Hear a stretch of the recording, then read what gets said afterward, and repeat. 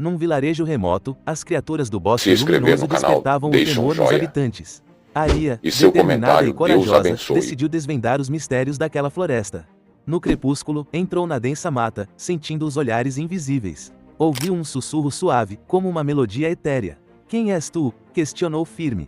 Surgiu Seraph, uma criatura de olhos cintilantes e asas translúcidas. "Guardamos histórias e lembranças esquecidas", disse ele, oferecendo um cristal em forma de lágrima.